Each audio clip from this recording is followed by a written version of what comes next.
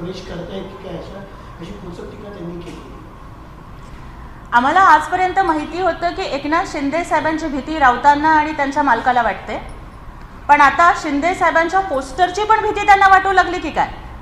म्हणजे ज्याप्रमाणे औरंगजेबाच्या सैन्याला जळीस्थळी काष्ठी पाषाणी आणि पाणी पिताना पाण्यामध्ये सुद्धा संताजी धनाजी दिसत होते ना, तसं उबाठाला आणि राऊतांना सगळीकडे अगदी झोपेत आणि स्वप्नात सुद्धा एकनाथजी शिंदे साहेब दिसत आहेत. हे बघा, आमचे नेते काही थंड हवेची मजा घ्यायला लंडनमध्ये नाही जात. आमच्या नेत्यांनी काही तिकडे घरं नाही बांधली आहेत. मग त्या युरोपमध्ये आणि लंडनमध्ये कुणाची घरं आहेत, कुणाचे 100 कोटीचे बंगले आहेत, याचं उत्तर उबाठाने द्यावं ना. महिनाभर कुणाला आपल्या लंडनमधल्या प्रॉपर्टीचा हिशोब ठेवण्यासाठी पहलगामला देशावरती हल्ला झाला तरी तिकडे जावं लागतं. आमचे नेते एकनाथजी शिंदे साहेब हे थंड हवेची मजा घ्यायला लंडनला नाही जातो, ते श्रीनगरला जातात पर्यटकांची सुटका करण्यासाठी. आणि त्यामुळे मला राऊतांना हाच प्रश्न विचारायचा आहे की तुम्हाला ही भीती वाटते का की आता स्थानिक स्वराज्य संस्थांच्या निवडणुकीमध्ये आपलं अस्तित्व संपल्यानंतर तुम्ही कायमस्वरूपी तुमचा गाशा गुंडाळून लंडनला जाणार आहात आणि तिकडे व्हिसा मिळणार नाही असं वाटतंय.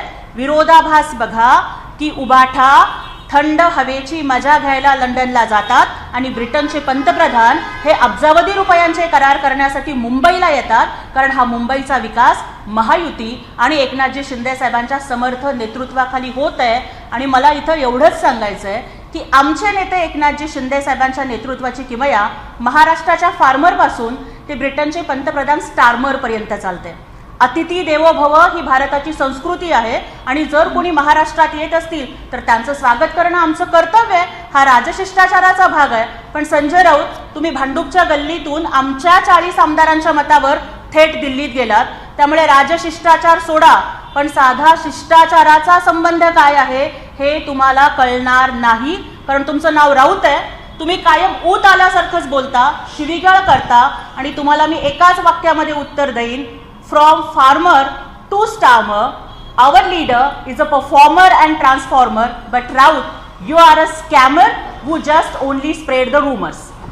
राऊत योगेश कदमांना सुद्धा टीका करण्याचा प्रयत्न करत आहे. पण सचिन न्यायवर लायसन्सचा विषय शस्त्र बनवायला त्याच्यावरनं थेट राजीनामा योगेश कदमांचा मात्र योगेश कदमांनी एकनाथ शिंदेची सुद्धा भेट घेतली. खरं तर हा प्रश्न कोण विचारतं? महाभकास आघाडीच्या काळामध्ये गुंडांची टोळी कोण चालवत होतं? कुणाच्या काळामध्ये गृहमंत्र्यांना अटक करण्याची वेळ आली? कुणाच्या काळामध्ये 100 कोटी वसुलीचं टार्गेट दिलेलं होतं? कुणाच्या राज्य कारकिर्दीमध्ये अंबानींच्या घराच्या बाहेर जिलेटिनच्या कांड्या ठेवलेल्या होत्या?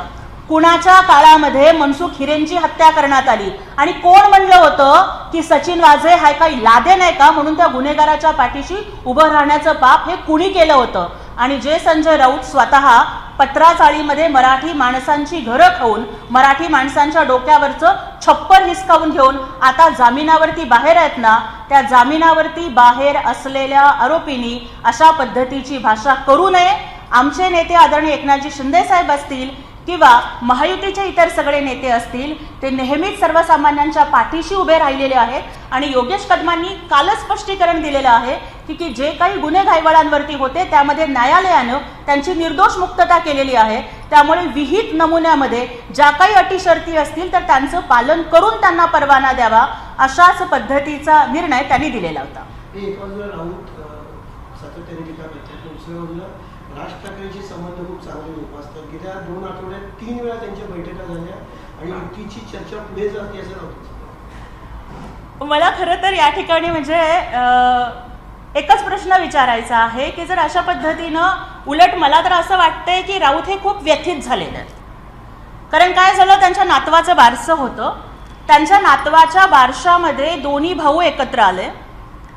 त्यांनी मेजवानीचा आस्वाद घेतला, सगळं केलं. आणि त्याच्यानंतर जेव्हा मातोश्री 2 वरती युतीची बैठक किंवा ज्या काही त्यांच्या म्हणजे चर्चा वगैरे असतील, तिथे मात्र राऊतांना फोडणीतल्या कडीपत्त्यासारखं बाजूला टाकलं गेलं. राऊतांना मातोश्री 2 मध्ये एंट्री नाही दिली गेली. फक्त 2 भाऊ भेटले. म्हणजे मातोश्री 2च्या बाहेरच्या पायपुसण्या एवढी सुद्धा किंमत ही राऊतांना नाही. आणि तेव्हापासून तुम्ही बघा, राऊत खूप व्यतीत झालेत. आता त्यांचा 9चा भोंगा 12ला वाजू लागलाय. आणि राऊत थोडं थांबा, स्थानिक स्वराज्य संस्थांच्या निवडणुकीनंतर तुमचे कायमचे 12 ही महाराष्ट्राची जनता वाजवणार आहे. त्यामुळे 2 भाऊ एकत्र आल्यानंतर माझं महत्त्व काहीच राहणार नाही या भावनेनं व्यथित झालेले राऊतच आता त्या युतीमध्ये काही खोडा घालतील का काय अशी भीती मला वाटते.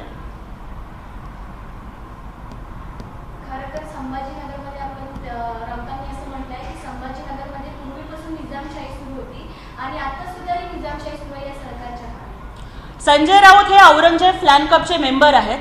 त्यामुळे रोज त्यांना औरंगजेबाची स्वप्न पडत असतात, रोज त्यांना निजामाची स्वप्न पडत असतात आणि त्याच्यामुळेच औरंग्याला आपला बाप मानणाऱ्या अबू आझमीला मातोश्रीवरती बोलावून हिंदू हृदय सम्राट बाळासाहेब ठाकरेंच्या प्रतिमेच्या शेजारी त्या अबू आझमीचा सत्कार करताना त्यांना जरासुद्धा लाज वाटली नाही का हा प्रश्न महाराष्ट्र त्यांना विचारतोय.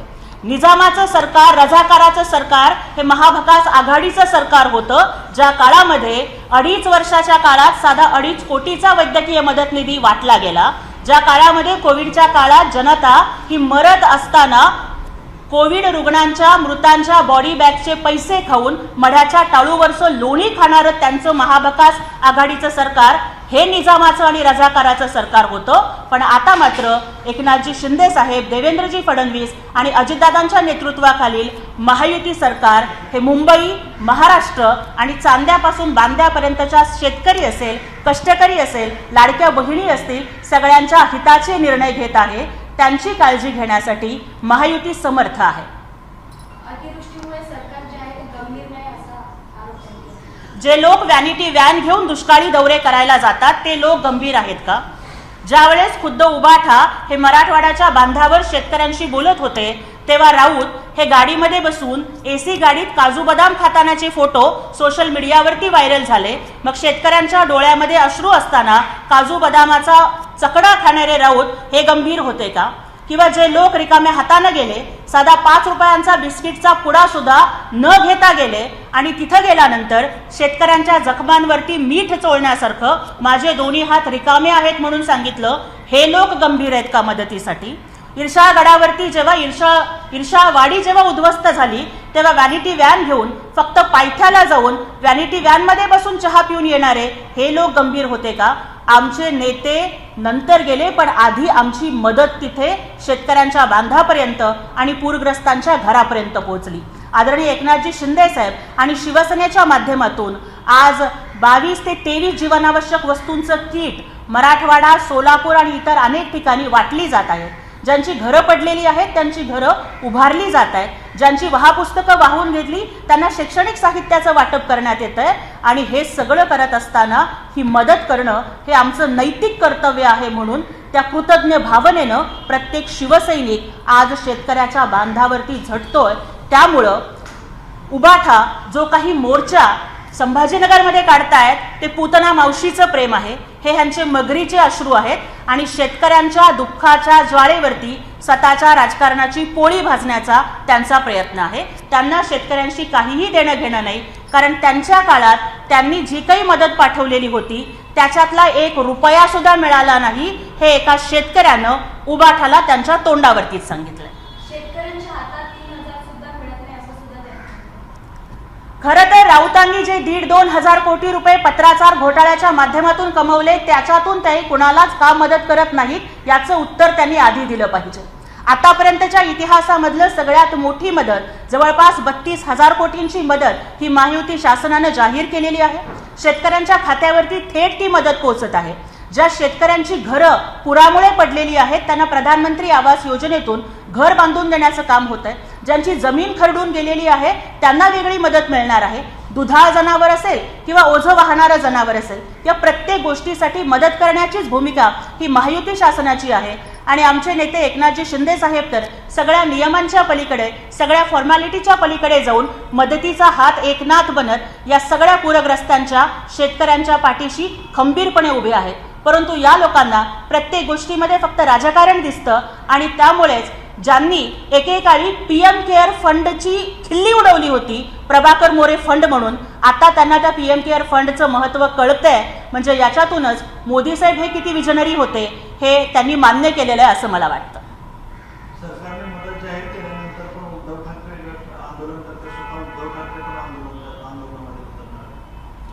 मला वाटतं की सरकारने मदत जाहीर केल्यानंतर मोर्चा काढणं म्हणजे वराती मागून घोडे धाडण्याचा प्रकार आहे. त्यांना कदाचित वेळ मिळाला नसेल आणि त्यांना शेतकऱ्यांच्या दुःखाशी काहीच देणं घेणं नाहीये.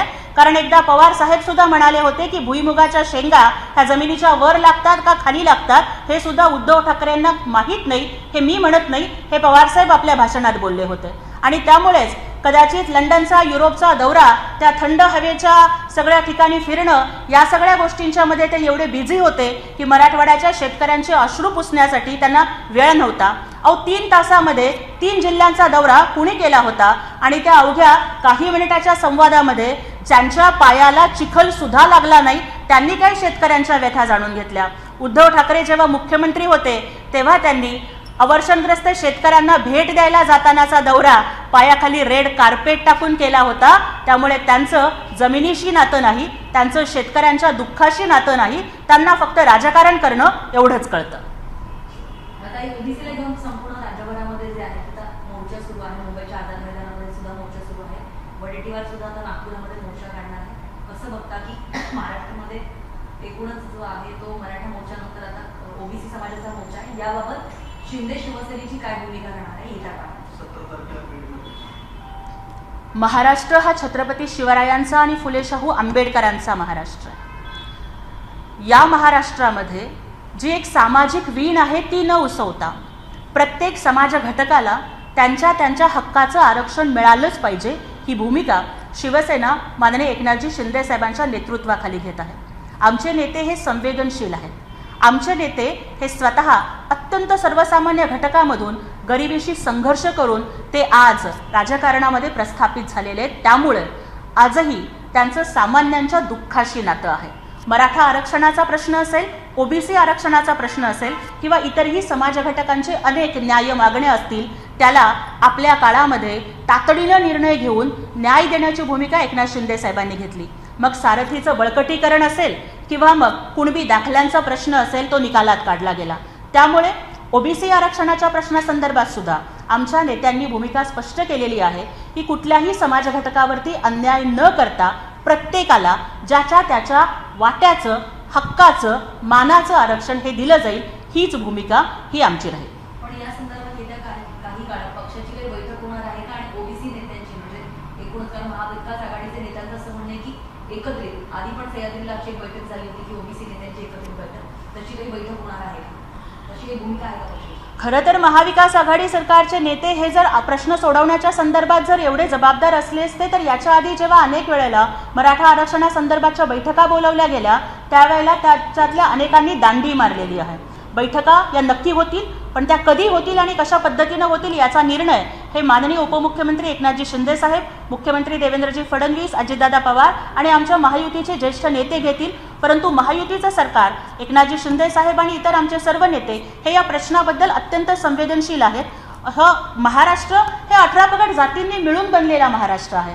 छत्रपती शिवाजी महाराजांचं जे स्वराज्य होतं ते 12 बलुतेदार, 18 आलुतेदार आणि सर्व जाती धर्माला घेऊन बनलेलं होतं. आणि त्याच प्रकारची भूमिका ही शिवसेनेची असणार आहे. आणि त्यामुळे कुठल्याही समाज घटकावरती अन्याय न करता प्रत्येकाला न्याय देण्याची भूमिका महायुती सरकार घेईल.